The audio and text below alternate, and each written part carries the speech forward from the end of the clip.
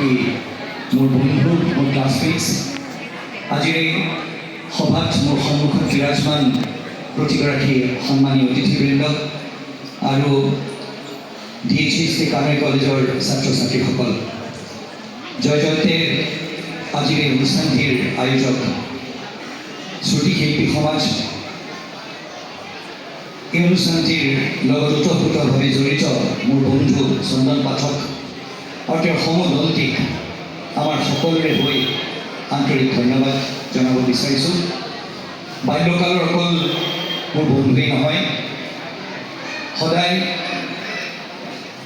আগৰণুৱা প্ৰতিটো দিশতে আগৰণুৱা আছিলে আৰু যিসকল ইয়াত বহি আছে আপোনালোকে দেখিছে শ্ৰদ্ধাৰাইজ তেওঁলোককে আটাইতকৈ পঢ়াত বেয়া মেট্ৰিকত ছেকেণ্ড ডিভিজন পোৱাৰ বাবে কটন কলেজত মই ছিট পোৱা নাছিলোঁ। ইহঁতি চবেই কটন কলেজত পঢ়িবলৈ পাইছিলে ছিট। আৰু 1983 চনত মই এষাৰ কথাই ক'ব বিচাৰিছোঁ মোৰ মৰমৰ ছাত্ৰ ছাত্ৰীসকলক। 1983 চনত কটন কলেজত কটন মহাবিদ্যালয়ত যিসকলে ছেকেণ্ড ডিভিজন পাইছিলে প্ৰথমবাৰৰ বাবে তেওঁলোকক পঢ়িবলৈ তাত আৰু দিয়া নহয় বুলি এটা সিদ্ধান্ত লোৱা হৈছিলে আৰ্টছত। মই আৰ্টছ পঢ়িম বুলি আৰম্ভণিৰ পৰা মই ভাবিছিলোঁ আৰু অতি দুখেৰে মই উভতি আহিছিলোঁ ছিট নাপাই পেলাই। তেতিয়া মনত এটা স্থিৰ কৰিছিলোঁ এটা কথা আৰু এজন আমাৰ শিক্ষক আছিলে শুক্লা ছাৰ, আজি তেওঁ নাই আমাৰ মাজত। তেওঁ মোক এষাৰ কথা কৈছে যে এটা কথা মনত ৰাখিবি যে ওপৰৰ স্থানখিনি এটা ত্ৰিভুজৰ নিচিনা, ওপৰ পাবলৈ গৈ যদি পাওঁ খুব ভাল, কিন্তু সেই ত্ৰিভুজটোৰ তলৰ যোনখিনি ঠাই সেইখিনি কিন্তু একেবাৰে বেয়া নহয়। সেইকাৰণে কেতিয়াবা হয়তো সেই একেবাৰে ওপৰ গৈ নাপাবগৈ পাৰ, কিন্তু এইষাৰ কথা মনত ৰাখিবি যে আজিৰ দিনটোত এই পৃথিৱীখনত গোটেই পৃথিৱীখন তহঁতৰ নিষ্ঠা থাকে আৰু তহঁতি যদি এইটুকুৰা জেগা পাম বুলি ভাব আৰু নিজৰ ওপৰত যদি বিশ্বাস থাকে। শুক্লা ছাৰৰ এইভাগ কথা সাধাৰণতে ছেকেণ্ড ডিভিজন যেতিয়া পায়, আমাৰ দিনতো কিন্তু আছিলে মাক বাপেকেও বেয়া পায়, শিক্ষক শিক্ষয়িত্ৰীও কয় যে হ'ব দিয়া আৰু অহাবাৰ তুমি ভাল কৰিবা, হায়াৰ ছেকেণ্ডেৰীত ভাল কৰিবা। যা হওক শ্ৰদ্ধাৰাইজ, লাহে লাহে তাৰ পৰা আমি আগবাঢ়ি গ'লোঁ। জীৱনত সেই ওপৰৰ স্থান নাপালেও বৰ বিশেষ বেয়া কৰা নাই, আগবাঢ়ি গ'লোঁ আৰু নিষ্ঠাৰে যিখিনি কাম কৰিব বিচাৰিছোঁ সেইখিনি তাত কৰ্মৰত হ'বলৈ চেষ্টা কৰিছোঁ। অকলশৰীয়াকৈ শ্ৰদ্ধাৰাইজ একোৱেই মই কৰা নাই আৰু আজিৰ এই দিনটোত আপোনালোকৰ সন্মুখত মোৰ গোহাঁইদাৰ এটি গীতলৈ মনত পৰিছে। কৰ্কটৰোগী এজনে যদি কয় যে বৰষা তুমি আহা, আমি যদি এই বুলি ভাবি লওঁ যে কৰ্কটৰোগী এজনে গাইছে বৰষা তুমি আহা জিৰি জিৰি আহা না, মৰহা এই ফুলনিত সেউজী কৰা না, সাগৰ পাৰত চোৱা কত যে কৃষা ভৰা, তুমি আহি বৰফেৰে শীতলাই যোৱা না।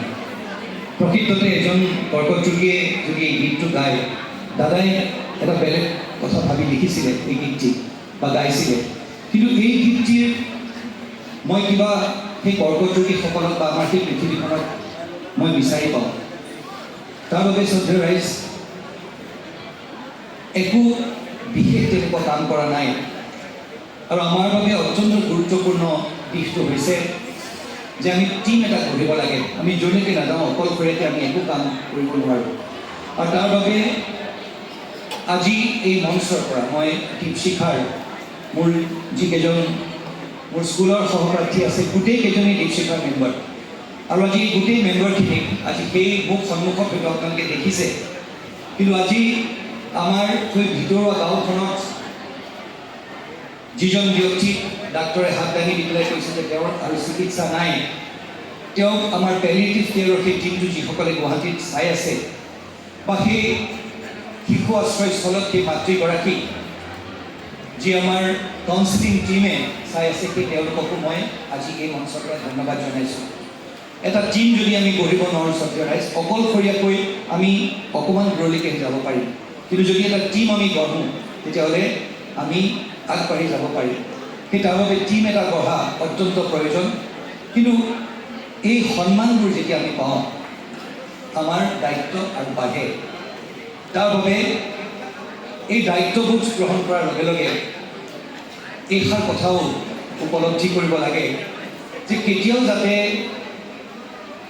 এনেধৰণৰ যি স্বীকৃতি পোৱা হয় বা কৰ্মক্ষেত্ৰত যদি আমি অকণমান কেতিয়াবা কিবা ক্ষেত্ৰত আমি আগবাঢ়ি যাওঁ, মই কিবা এটা কথা মই সাধাৰণ বা অসাধাৰণ এই দুইটাতে মই বৰ বিশ্বাস নকৰোঁ। কোনো সাধাৰণ নহয়, কিন্তু কোনো অসাধাৰণো নহয়। সকলোৱে আমি সমান, ভগৱানে আমাক সকলোকে সমান হেৰি দিছে। কৰ্মনিষ্ঠা তথা কিমান দৃঢ়তাৰে কিমান নিষ্ঠাৰে আমি আমাৰ কৰ্মক্ষেত্ৰত উপনীত হ'বলৈ চেষ্টা কৰোঁ, সেইমতে আমি আগবাঢ়ি যাব পাৰিম। সেইকাৰণে তাত সাধাৰণতা বা অসাধাৰণতাৰ একো নাই। বহুতো ব্যক্তি আছে নীৰৱভাৱে বহু কাম কৰি আছে। আজি দীপশিখাৰ আমাৰ যিসকল মেম্বাৰ আছে আৰু বহুতো এনে ইয়াত আমাৰ সন্মুখত বহুতো এনে ব্যক্তি আছে যিসকলে হয়তো স্বীকৃতি এনেধৰণৰ পোৱা নাই, কিন্তু তাৰ মানে এইটো নহয় যে তেওঁলোকে কাম কৰা নাই। সেই তাৰ বাবে আজি যিসকল ছাত্ৰ ছাত্ৰী আছে তেওঁলোকক এটা কথা কৈছোঁ, স্বীকৃতি আমি পাওঁ বা নাপাওঁ সেইটো বৰ ডাঙৰ কথা নহয়। স্বীকৃতি যদি আমি পাওঁ আমি ভাগ্যৱান বুলি ভাবিব লাগিব নিজকে, কিন্তু সেইটো আমাৰ ৰাইট বুলি, আমাৰ অধিকাৰ বুলি যদি আমি ভাবি লওঁ যে কোনোবা এটা আমি কাম কৰিছোঁ তেতিয়াহ'লে সেই স্বীকৃতি আমি প্ৰাপ্তি আমি সদায় পাবই লাগিব, তেতিয়াহ'লে কিন্তু কোনোবা এখিনিত হয়তো আমাৰ কিবা ভুল থাকি গৈছে। সেইকাৰণে নিষ্ঠাৰে কাম কৰি যাব লাগিব। আৰু এই নিষ্ঠাৰে যেতিয়া আমি কাম কৰি যাম, মোৰ দৃঢ় বিশ্বাস যে ভূপেন দাই আজি যোনটো গীত গাইছে মানুহে মানুহৰ বাবে যদিহে অকণ নেভাবে, আজি মোৰ ভাষণ একো নকৈ আজি আপোনালোকৰ ওচৰত সকলোৱে মিলি এই গীতটি আমি গাব বিচাৰিছোঁ। আৰু মোৰ যদি মই ভাষণ দিলোঁহেঁতেন মই এয়াই ভাষণ দিলোঁহেঁতেন। যদি মোৰ কিবা ক'বলগীয়া আছে শ্ৰদ্ধেয় ৰাইজ, মোৰ এই গীতটিয়ে ক'বলগীয়া আছে, তাতকৈ বিশেষ মোৰ ক'বলগীয়া একো নাই। আৰু এই গীতটি যদি আমি হৃদয়ংগম কৰোঁ, মই ভাবোঁ আজি এই সভাখনৰ যি মূল উদ্দেশ্য তথা এজন মানুহ হিচাপে আমি এই পৃথিৱীত জীয়াই থকাৰ প্ৰতিটো কথা আমাক ভূপেন দাই আঙুলিয়াই থৈ গৈছে। তাৰ বাবে আপোনালোকক সকলোৰে অনুমতি লৈ আজি এই গীতটি আমি একেলগে গাওঁ আহক। আৰু মোৰ এয়াই আপোনালোকৰ সকলোৰে প্ৰতি শ্ৰদ্ধাঞ্জলি, শ্ৰুতি শিল্পী সমাজৰ প্ৰতি মোৰ শ্ৰদ্ধাঞ্জলি।